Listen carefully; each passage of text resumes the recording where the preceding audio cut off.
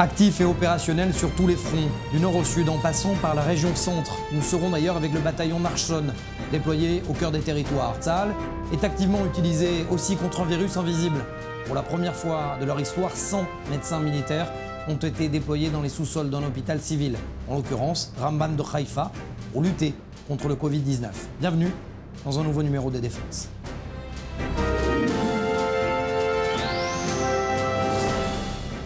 Et mon premier invité exceptionnel. Merci beaucoup, brigadier général Gal Hirsch, d'être avec nous. Vous êtes également chercheur associé au département et à l'Institut de lutte contre le terrorisme. Une question, vous étiez d'ailleurs commandant de division Nord, 91. À l'époque, vous discutiez de savoir comment, effectivement, protéger également la défense passive. C'est toute une histoire que de voir qu'un sous-sol a été créé pour éviter que des missiles atteignent un hôpital. Et aujourd'hui, il est utilisé par l'armée pour lutter contre le Covid-19. Bonjour à tous, bonjour à vos spectateurs. Ce n'est jamais un casse-tête que de défendre les citoyens israéliens, c'est un grand mérite. Nous sommes aujourd'hui en guerre, c'est même une guerre mondiale contre cette pandémie, ce virus invisible. Et naturellement, en Israël, il est tout à fait logique d'utiliser les infrastructures habituellement utilisées pour la guerre pour faire face à cette pandémie. Et nous le faisons notamment grâce à des infrastructures qui sont destinées normalement à lutter contre le terrorisme. Alors je vais vous donner 3 chiffres que vous connaissez bien. 8200, 504, 9900, ce sont des unités de la famille des renseignements militaires israéliens. Est-ce que vous pouvez plus ou moins confirmer, en fonction de ce que vous savez, si ce sont ces unités qui ont permis à l'état-major israélien et à Benjamin Netanyahou de diffuser l'existence d'infrastructures de missiles en milieu urbain à Beyrouth, du Hezbollah?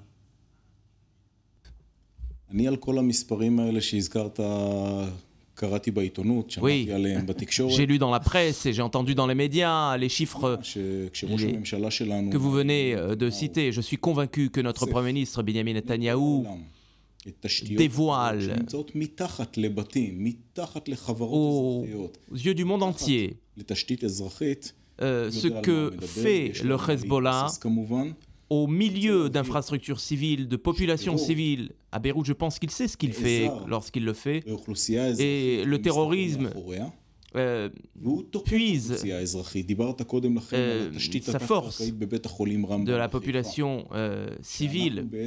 Ce que nous faisons, nous, c'est que nous sommes contraints de protéger nos hôpitaux parce que le terrorisme ne fait pas de distinction entre cibles militaires et cibles civiles. Il peut attaquer nos centres de population, il n'a aucune limite, il n'a aucune morale dans la guerre qu'il nous mène, et il utilise la population civile en tant que bouclier humain. Quelles leçons ont été retenues de la Seconde Guerre du Liban 2006 où vous avez combattu?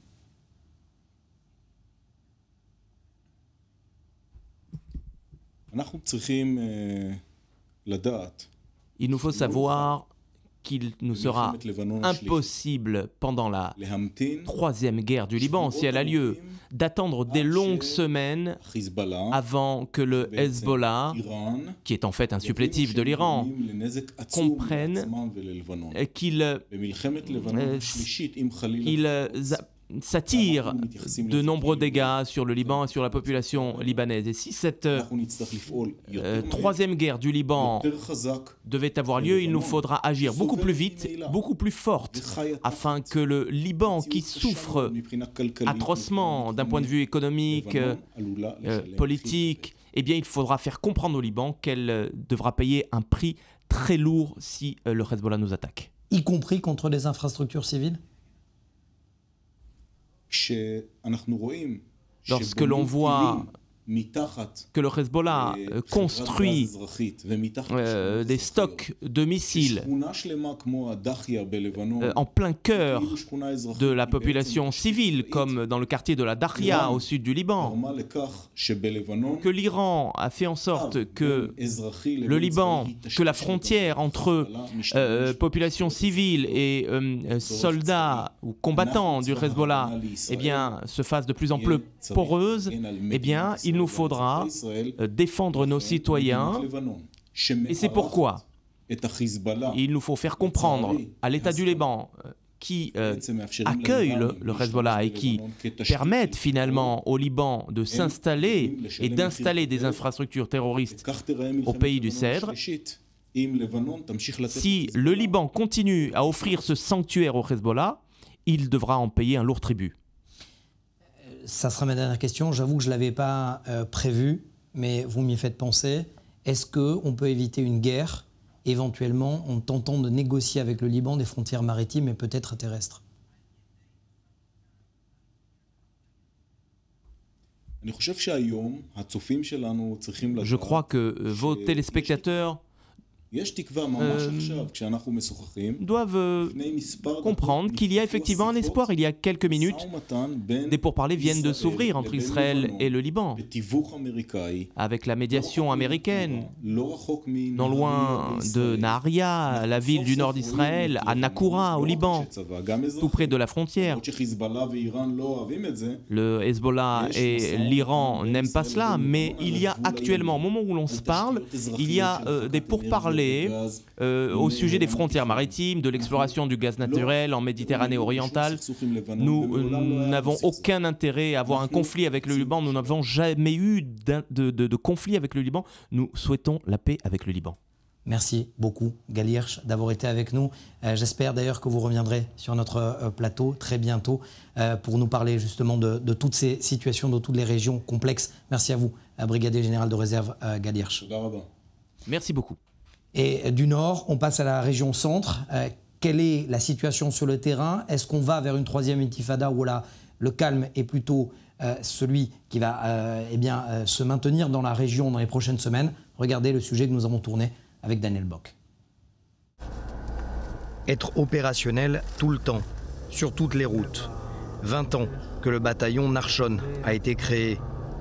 À son origine, il fallait assurer la sécurité de la région Ephraïm, au cœur des territoires, l'une des plus grandes et des plus complexes aussi. On parle des menaces d'attaque à l'arme à feu, de jets de pierre, de lancers de cocktails Molotov. Ça fait partie des menaces principales de la zone, sans parler des menaces d'infiltration terroriste dans les localités. Le lieutenant-colonel Fares est commandant du bataillon Nachshon. Son credo, tolérance zéro. Au cours des 2 derniers mois, le bataillon a réussi à réduire de manière significative les attaques terroristes. Mais cela exige une activité opérationnelle constante. La menace est bien réelle. Les points faibles opérationnels n'ont pas disparu. L'une des principales menaces, ce sont les attaques à l'arme à feu contre les véhicules en mouvement, sur les routes, et bien sûr l'infiltration terroriste dans les localités. C'est exactement ce à quoi notre bataillon s'est entraîné en septembre dernier. C'est-à-dire 2 attaques terroristes dans 2 endroits différents, infiltration dans une ferme. Je vais vous y emmener.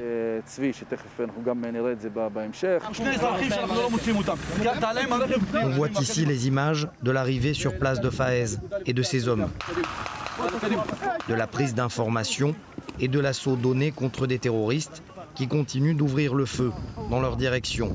Deuxième exercice, des tirs contre un bus qui s'est retourné, ce qui a rendu l'incident d'autant plus complexe. D'autant que ce jour-là, le général de la région centre, Tamir Yedaï, était présent pour superviser les opérations. Au cours de l'exercice, les différents scénarios ont été examinés conformément à l'évaluation de la situation et en fonction des événements passés et en l'état de préparation face aux événements futurs. Nous concluons l'exercice avec satisfaction sur le degré de préparation et d'opération des forces sur le terrain et avec un certain nombre de sujets que nous devons étudier et approfondir plus tard. Nous ne sommes pas dans la fiction, c'est la réalité. 24 heures sur 24, 7 jours sur 7. Cela fait partie des menaces qui pèsent sur la région. Faes ne veut pas parler de troisième intifada. Sa mission se résume avant tout aujourd'hui à maintenir le calme en surface. Pour ce faire, ces hommes sont déployés sur tous les points d'observation pour avoir une vue d'ensemble, aidés aussi par des mini-drones. Ce que vous voyez ici, c'est un point d'observation qui domine le chemin qui descend du village de Nabi Salah vers la route principale qui a une vue sur la source d'eau Mayam Meir où vont se baigner des Israéliens. Et le village israélien de Neve Tzouf Halamish. On parle ici d'un point d'observation statique et d'une patrouille dotée d'un drone qui a une vue d'ensemble. Cela nous donne vraiment un avantage en termes de collecte de renseignements et le cas échéant permet d'alerter les patrouilles si nécessaire en cas d'attaque terroriste dans cette zone. Comme ici, devant l'entrée du village de Der Abou Meshal, l'un des villages les plus hostiles de la région, un bastion du Hamas. Jets de pierre, de cocktails Molotov, de bombes artisanales, ce à quoi doivent faire face ces soldats au quotidien. C'est aussi depuis ce village que sont partis les 3 terroristes qui ont tué la jeune garde frontière Hadas Malka en 2017 à Jérusalem. Ce type de barrage filtrant sert à arrêter des personnes recherchées par le Shabak, mais on parvient aussi à mettre la main sur des armes, des couteaux, de fortes sommes d'argent qui financent le terrorisme.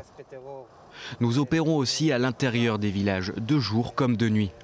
Des opérations d'arrestation de personnes recherchées qui ont lieu au minimum 2 à 3 fois par semaine. On reprend alors la route en direction de cette fameuse ferme. Celle qui a servi de cible au cours de l'exercice de l'état-major en septembre dernier. Isolée, on peut y accéder par un seul chemin étroit et rocailleux. Un vrai enjeu stratégique pour l'armée israélienne. Les terroristes doivent parcourir une distance de 2 à 5 km de marche pour rejoindre les régions de Binyamin et d'Ephraïm. En cas d'incident, la seule réponse pour notre bataillon, c'est de donner un assaut immédiat, lancer l'enquête et quadriller la zone pour retrouver et neutraliser les terroristes. Cela oblige donc à une entente parfaite entre mon homologue de la région de Binyamin et moi-même pour gérer ce type d'incident. Infiltration meurtrière à Halamish, attaque à l'arme à feu et à l'explosif dans l'une des sources d'eau de Dolev. L'armée israélienne le sait. Ce paysage très pastoral peut se transformer en zone de guerre en quelques secondes. Il y a quelques semaines, Océane Nicole, on vient à vous. 2 soldats français sont tombés au Mali. L'occasion pour nous de parler avec vous des pertes françaises dans les opérations extérieures. Oui, Mathias, on s'est donc basé sur les données du site du ministère des Armées qui se base, elles, et qui commence leur décompte depuis l'année 1963, date à laquelle les forces françaises ont été déployées au Gabon. Et donc, selon leur décompte, depuis cette année-là, eh bien, c'est au total 765 soldats français qui ont été tués lors d'opérations extérieures, des pertes militaires sur plusieurs terrains, évidemment, au Gabon, mais aussi au Liban, au Tchad, en Afghanistan ou encore au Mali, par exemple. Alors, parmi les pays où il y a eu le plus de soldats français qui sont morts au combat, eh bien, ce sont en tête l'ex-Yougoslavie avec 112 pertes militaires au total. Ensuite, c'est l'Afghanistan avec 90 soldats militaires français. Et ensuite, eh bien, c'est le Mali avec 50 pertes militaires au total, et ce, juste uniquement depuis l'année 2013 et le début de la guerre, où la France mène toujours d'ailleurs actuellement plusieurs opérations militaires. Alors, quelles sont les années où il y a eu le plus de pertes françaises, notamment toujours dans ces opérations extérieures? Eh bien, en tête, c'est l'année 1995 où 35 soldats français ont été tués. Ensuite, c'est l'année 2011 où 28 pertes militaires sont notées, toujours selon ces données du ministère des Armées. Et à noter que cette année 2020, qui n'est toujours pas terminée, eh bien, il y a déjà 10 soldats français qui ont été tués lors de ces opérations extérieures. Merci Océane Nicole. L'occasion pour nous de parler d'un film. Le soleil reviendra. L'interminable attente des femmes de soldats français partis en OPEX. Les opérations extérieures. 3 voire 4 mois d'attente. La réalisatrice Cheyenne Marie Caron évoque la vie d'épouse ou de veuve de militaires dans un film mêlant personnages de fiction. Et vous allez le voir, témoignage réel. Regardez un extrait et on en parle juste après. Bonjour. Bonjour, je m'appelle Oksana. Le régiment m'avait prévenu de votre arrivée, tout s'est bien passé? Oui, il est ici. Il avait 23 ans. Il est tombé au Mali. 2 soldats français ont été tués dans la nuit en Afghanistan. Calmez-vous, calmez-vous, madame. Oksana, ou plutôt Sabrina Verrier, bonjour, on vous retrouve. Vous signez dans ce long métrage votre premier rôle au cinéma, votre propre rôle en réalité. Votre mari était militaire, casque bleu, français au sud Liban. C'était il y a 11 ans et vous êtes devenue une jeune veuve de 25 ans. Pourquoi avoir accepté ce film ? Alors déjà, bonjour Mathias, bonjour tout le monde. J'ai accepté ce film parce qu'il a fait partie aussi de ma reconstruction. Parce que l'histoire de Nicolas a été aussi atypique. C'est vrai que c'est un long parcours et un long chemin. Et il était important pour moi aussi de montrer ce côté que je n'avais pas pu montrer à mes enfants. Parce que c'est vrai que ce film, c'est un vrai clin d'œil à la vie que j'ai eue tristement. Du début jusqu'à malheureusement la fin où moi, Nicolas ne se réveillera pas. Voilà. Ce film évoque. C'était un vrai deux. Ce film évoque ces femmes de militaires qui partent en mission, en OPEX, en opération extérieure. Cette attente interminable d'un mari qui ne reviendra peut-être pas, c'était votre quotidien ? C'est ça, c'était mon quotidien. Mon mari était en compagnie de combat, il est parti très souvent, donc même avec les casques bleus ONU, pour protéger les populations. Et c'est vrai que selon les endroits, surtout nous à l'époque au Kosovo et les derniers Libans, on avait très peu de nouvelles d'eux parce que c'est vrai que ça paraît atypique parce que je suis pas si vieille, mais déjà en 2000 jusqu'en 2009, c'est vrai qu'on n'avait pas ce même système de réseau que les jeunes peuvent avoir actuellement. Donc c'était des longs mois sans nouvelles de nos maris et c'est vrai que nous, on est très touchés parce que quand malheureusement Nicolas est décédé, un mois après, on a reçu une lettre qui nous a écrit 2 jours avant de mourir. Et c'est vrai que c'était toujours plein d'émotions de trouver ces lettres-là parce qu'on n'avait qu'un système courrier, très souvent. Alors, deuxième extrait justement de ce film. On va attendre, de toute façon, je suis pas prête non plus. Attends. Je peux pas coucher sans lui.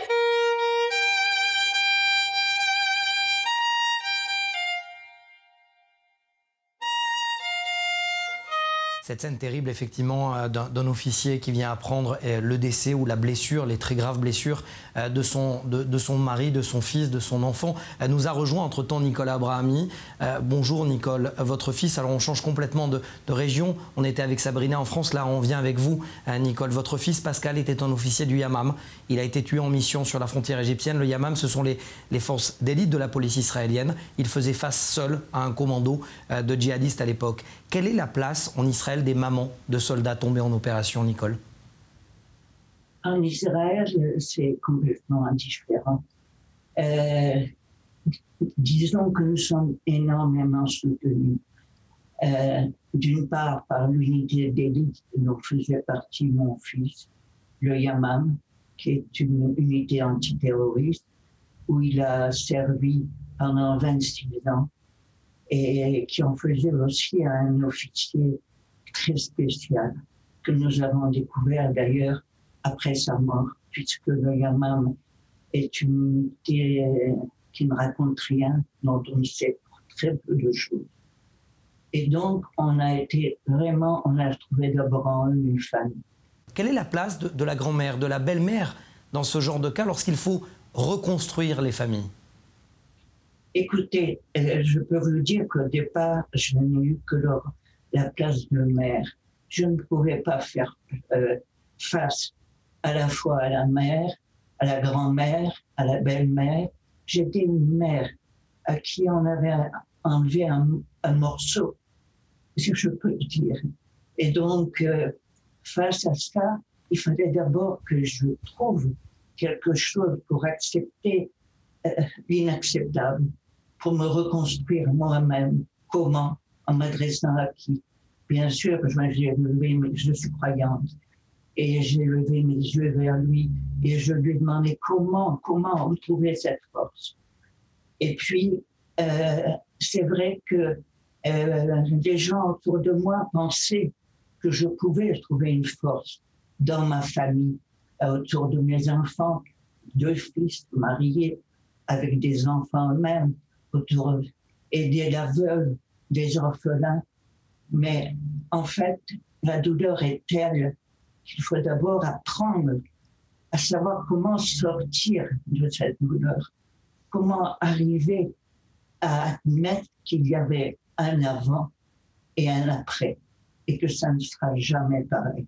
Je voulais poser justement, parce que je vois que Sabrina est en train d'écouter vos propos et de réagir par rapport à ce dispositif qui est mis en place en Israël, parce que dans le film, votre fille, Maëva, qui vous est très, très chère, joue également dans le film, et ce n'était pas prévu. Et elle dit que vous avez été oublié par la nation. Par rapport à ce que vient de dire Nicole, c'est terrible.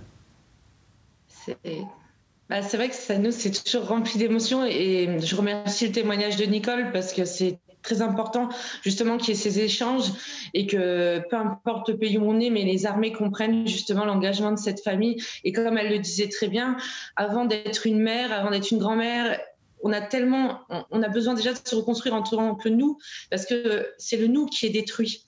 Et moi, j'ai perdu mon mari, j'ai perdu ma vie et j'étais son ombre. Et il a fallu que, à travers l'amour, je puisse essouffler un peu le chagrin pour pouvoir avoir cette force de ne l'aimer plus que dans cet amour, même s'il n'était plus là, pour être cet amour d'une mère et peut-être un jour devenir cette femme. Parce que c'est vrai que c'est un poids qui est très compliqué et nous, malheureusement, on a été seuls au monde. C'était vraiment catastrophique, quoi. Est-ce que vous pouvez dire, Nicole, et je poserai exactement la même question à Sabrina, que vos parcours se rejoignent également dans cette douleur? Oui, nos parcours se rejoignent, mais avec des voies différentes. Mais c'était extraordinaire parce que Sabrina, je pense que c'est après 20 ans, ou je ne sais plus, que vous avez envisagé de faire ce film. Moi, c'est ce qui m'a permis de me reconstruire et très rapidement, c'est la découverte de mon fils. Parce que, étant dans une unité très secrète, je ne savais rien de lui en tant que combattant. C'était un combattant et c'est dévoilé à nous pendant la Shiva, pendant le mois. Nous avons été tout le temps entourés. Et cela m'a donné, c'est vrai, la force de penser qu'il y avait quelque chose à transmettre, un message à notre jeunesse en Israël, qui malheureusement, les exemples que l'on doit rechercher pour montrer à cette jeunesse, il faut parfois aller les chercher un peu loin dans l'histoire de notre peuple. Alors que elle est si proche. Il y a tellement, il y a Pascal, mais il y a d'autres combattants qui vouent leur vie à cet amour qu'ils ont. Il y a cet attachement à Dieu, s'ils sont croyants, mais s'ils ne sont pas croyants, cet attachement à Israël, à leur peuple et à ce qu'ils croient, à leur croyance dans leur mission. Et alors, c'est là, ça a été mon premier, comme quand on se tient à un barreau, ça a été le premier barreau que j'ai fait. C'est-à-dire, nous avons voulu, avec la famille, avec une amouta que nous avons créée, nous avons voulu faire passer le message que mon fils n'avait pas pu faire passer du fait que son unité secrète et du fait surtout que c'était un homme d'une très grande, j'ai oublié le mot en français, valeur. La pudeur et la valeur. Merci beaucoup Nicole.